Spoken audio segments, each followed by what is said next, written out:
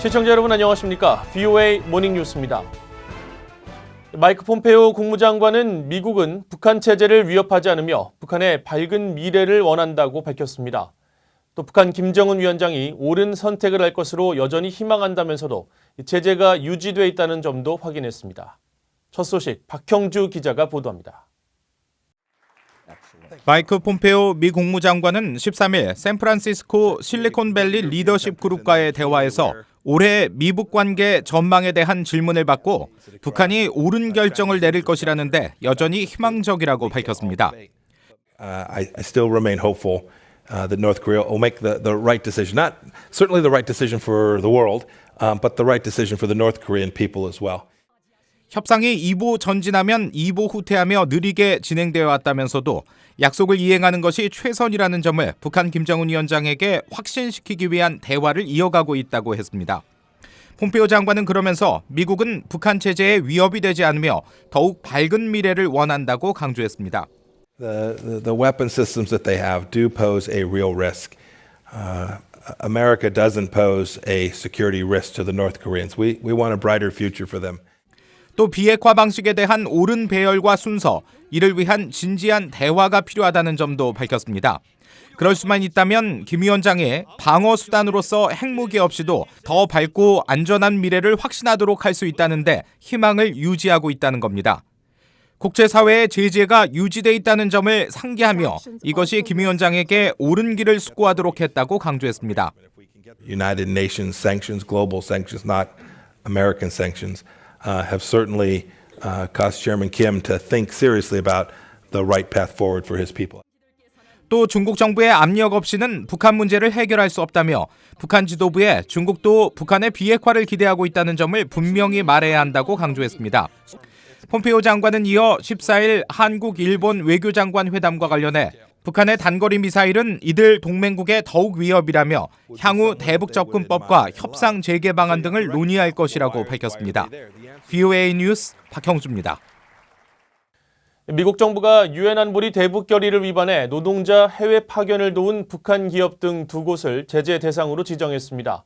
미국 재무부는 14일 보도자료를 통해 북한 남강무역회사와 베이징 숙박소를 제재 대상으로 지정한다고 발표했습니다. 재무부는 남강무역회사의 경우 북한 정부와 노동당의 수익 창출을 위해 노동자 수출에 관여했으며 베이징 숙박소는 남강무역회사에 대한 재정적, 물질적, 기술적 지원을 제공했다고 밝혔습니다.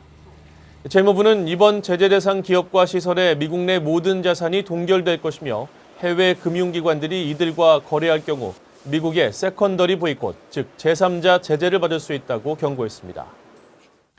미국 국무부는 미국과의 협상에 얽매이지 않겠다는 김계관 북한 외무성 고문의 담화에 대해 미북 정상 간 비핵화 약속을 거듭 강조하며 미북 정상회담 합의를 이행할 것이라는 기존 입장을 거듭 확인했습니다. 국무부 대변인실 관계자는 13일 미국이 북한의 요구를 수용해야만 대화에 나서겠다는 김계관 고문 담화에 대한 VOA의 논평 요청에 트럼프 대통령은 미북 관계 변화와 항구적 평화 구축, 완전한 비핵화라는 싱가포르 정상회담 약속들에 대한 진전을 이루는데 전념하고 있다고 답했습니다. 김 고문이 언급한 미북 간 특별한 연락 통로의 실체와 두 나라의 정기적 소통 여부를 묻는 질문에는 비공개 외교 절차와 대화에 대해서는 구체적으로 언급하지 않겠다며 답변을 거부했습니다. 한편 국무부 관계자는 최근 또다시 주목받고 있는 북한과 이란의 미사일 협력 정황과 관련해 유엔 안보리 결의에 위배되는 북한의 미사일 기술 거래를 막기 위해 전념하고 있다고 밝혔습니다. 대북 제재가 지속되면서 북한 정권에 대한 엘리트와 주민들의 생각이 어떤지 관심이 모아지고 있습니다. 북한 엘리트들의 단결과 철저한 주민 통제 때문에 제재가 체제 변화의 동력이 될 수 없다는 지적과 함께 수뇌부의 요구가 많아지면서 엘리트마저 지도자를 신뢰하지 않는다는 분석도 나옵니다. 김영권 기자가 취재했습니다. 대북 제재 등으로 북한 경제가 크게 악화될 경우 엘리트의 쿠데타나 주민들의 폭동으로 북한 체제가 무너질 가능성이 있겠는가? 러시아 출신의 북한 전문가인 안드레이 랑코프 한국국민대 교수는 최근 북한 전문 매체 NK뉴스키고에서 이런 사례가 북한에선 일어나기 힘들 것이라고 전망했습니다. 국제사회의 제재를 받는 다른 나라들과 달리 북한은 엘리트들이 매우 단결돼 있고 주민들에 대한 통제도 철저하기 때문이란 겁니다. 랑코프 교수는 서로 싸우면 승자와 패자의 관계없이 배가 전복돼 모두 익사할 가능성이 크기 때문에 내부적으로 엘리트들끼리 싸움을 하지 않는다고 주장했습니다. 이런 요소들이 내부 불만 표출 가능성을 더 낮춰 북한 정권은 정치적 타격을 별로 받지 않고 5년에서 10년은 버틸 수 있다는 겁니다. 미국 국익연구소의 해리 카지아니스 국장도 VOA에 강력한 외부 제재 여파로 대규모 반란이나 정권 교체가 일어날 수 있다는 생각은 순진한 환상이라고 주장했습니다. 평범한 북한 주민들은 철저히 통제를 받아 자유로운 생각을 할 기회가 거의 없고 혁명도 마음에 들 겨를이 없다는 겁니다. 하지만 이런 분석은 과거에 기초한 것으로 북한 엘리트와 주민들의 현재 생각과는 거리가 멀다는 지적도 나옵니다.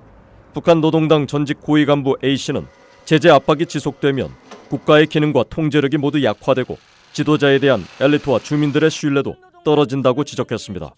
김정은 정권 출범 이후 많은 간부가 숙청됐고 과거보다 더 많은 간부와 가족이 탈북한 사례들이 북한 엘리트들의 균열을 말해준다는 분석도 있습니다. 그게 다 하나로 뭉쳐있는 게 아니라 분명히 동의하지 않는 고위 간부들도 많습니다. 스칼러트 사무총장은 그러면서도 유엔 안보리 대북 제재의 목표는 주민이 아니라 북한 핵무기와 미사일 개발, 확산을 막는 것이라며 제재를 북한의 체제 변화와 연관시키는 걸 경계한다고 말했습니다. VOA 뉴스 김영권입니다.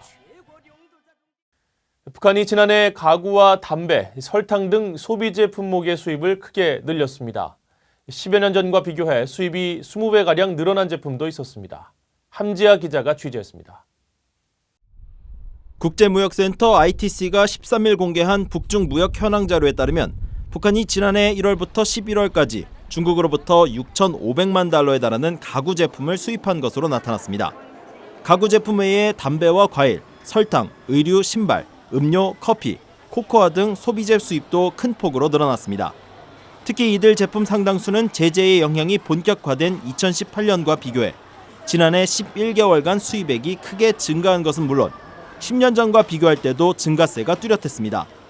담배의 경우 북한은 2009년 한 해 중국으로부터 1,814만 달러치를 수입했고 이후 수입액이 연간 2, 3천만 달러대에 머물다 지난해에는 7,890만 달러로 가구와 마찬가지로 사상 최고액을 기록했습니다.